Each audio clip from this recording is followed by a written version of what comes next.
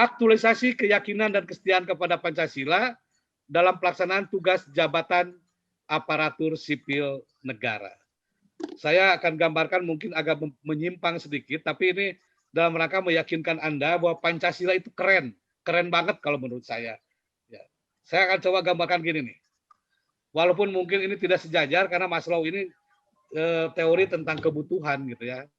Saya akan sandingkan Maslow versus Pancasila. Saya ingin menggambarkan kepada Anda betapa hebatnya Pancasila dalam konteks bermasyarakat, berbangsa, dan bernegara. Saya akan sandingkan dengan Maslow. Ya, saya contohkan begini. Ini teori Maslow, ini teori tentang kebutuhan. Kalau dalam bahasa Inggrisnya self-actualization, self-esteem, love and belonging, safety and security, dan physical need.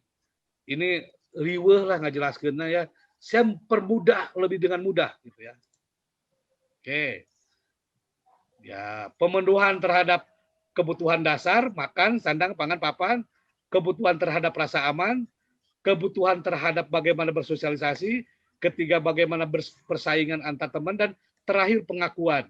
Ini teori Maslow ya. Jadi kalau sudah cukup sandang, pangan, pakan, papan, maka kebutuhan selanjutnya adalah bagaimana rasa aman. Ya, kalau sudah rasa aman terpenuhi, bagaimana kita berteman, bermasyarakat, bersosial tadi.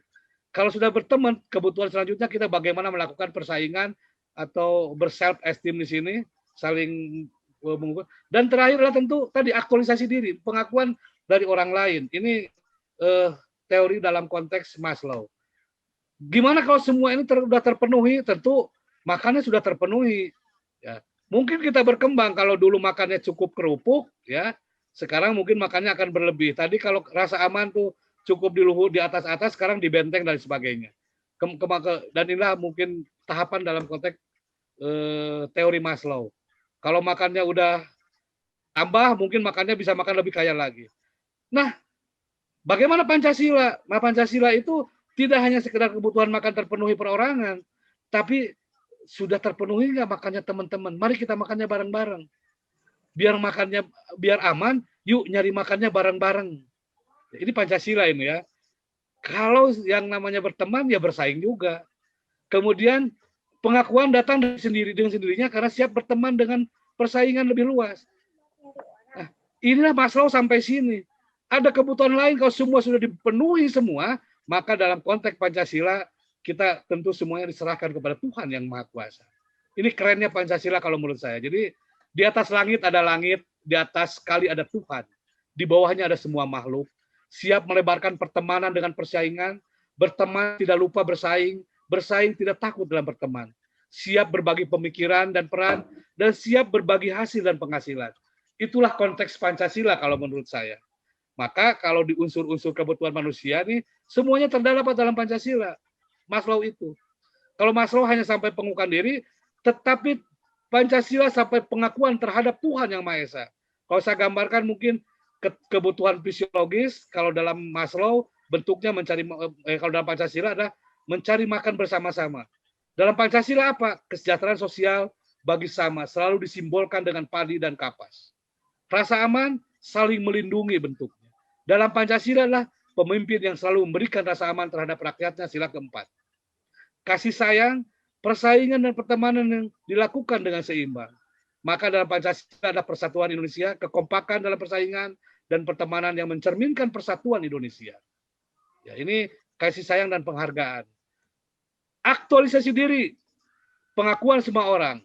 Nah, dalam Pancasila adalah pengakuan orang yang dilakukan secara manusiawi dan beradab. Kemanusiaan yang adil dan beradab. Mohon maaf, dalam teori Maslow hanya sampai sini. Tetapi Pancasila tetap di ujungnya ada pengakuan terhadap Tuhan yang Maha Kuasa. Ya, saya sengaja sampai ini supaya Anda yakin Pancasila ini keren gitu ya. Jadi teori Maslow hanya bertujuan untuk memenuhi kebutuhan yang bersifat duniawi. Sedangkan nilai Pancasila tidak hanya memperhatikan kebutuhan duniawi, akan tapi juga kebutuhan spiritualnya. Maka Pancasila sebagai pedoman nilai kehidupan berbangsa dan bernegara sudah melampaui hingga kepada kebutuhan batinnya. Oleh karena itu, maka kalau Anda memahami kepemimpinan Pancasila adalah kepemimpinan yang berbasiskan pada nilai-nilai Pancasila. Kepemimpinan yang memahami, mengupayakan perwujudan kebutuhannya berdasarkan nilai-nilai yang ada di dalam Pancasila. Inilah teori dari Pancasila dan Anda yakinlah Pancasila itu keren ya. Nah, bagaimana sekarang untuk itu? Nah, saya gambarkan bagaimana konteksnya dengan ASN. Jadi tadi bagaimana kesetiaan Pancasila dalam konteks kita sebagai aparatur sipil negara. Kalau kita sudah setia kepada Pancasila, jadi maka bagaimana kita mewujudkan masyarakat adil dan makmur sesuai dengan nilai Pancasila. Yaitu pertama, ini versi BPIP. Sandang pangan terjamin, perumahan yang layak bagi warga negara, kesehatan dan pendidikan bagi setiap warga negara Indonesia terjamin. Adanya jaminan hari tua setiap warga negara Indonesia. Jaminan setiap warga negara Indonesia dapat menikmati dan mengembangkan kebudayaan dan menyempurnakan kehidupan kerohanian. Yang kelima, terbuka kesempatan luas bagi bangsa Indonesia untuk bekerja dan berbuat untuk kepentingan umat manusia di seluruh Indonesia. Dan inilah menjadi kewajiban kita semua untuk mewujudkannya, yaitu aparatur sipil negara.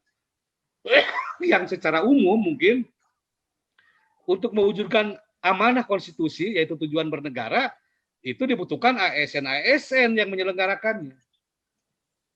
Kalau sudah setia, yuk mari kita wujudkan ke situ. Nah, ASN yang bagaimana yang mampu itu ASN yang profesional tadi. Anda harus tadi bagaimana memperkuat diri, bagaimana Anda memperkuat kompetensi Anda, kemampuan Anda, sehingga Anda mampu karena dia setia kepada Pancasila. Tentunya kita harus berbuat yang terbaik dalam rangka mewujudkan masyarakat adil dan makmur tadi.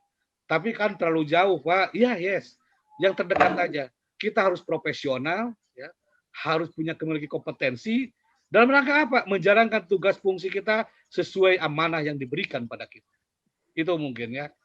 Dan saya gambarkan di sini kenapa penting setia ini.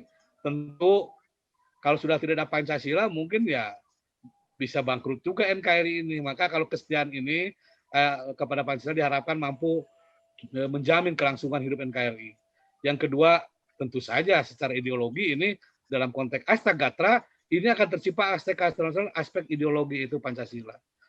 Termasuk juga ujungnya tentu kelangsungan hidup NKRI. Bagaimana strategi untuk membangun kesetiaan kepada Pancasila? Yang pertama, tentu Anda harus memahami konsep diri dalam kerangka Pancasila. Kedua, harus mendalami komitmen kebersamaan dalam kerangka Pancasila. Dan yang ketiga, harus mampu memaknai Pancasila sebagai paradigma pembangunan. Yang keempat, bagaimana pengejawantahan Pancasila sebagai paradigma reformasi, dan yang terakhir meningkatkan partisipasi dalam rangka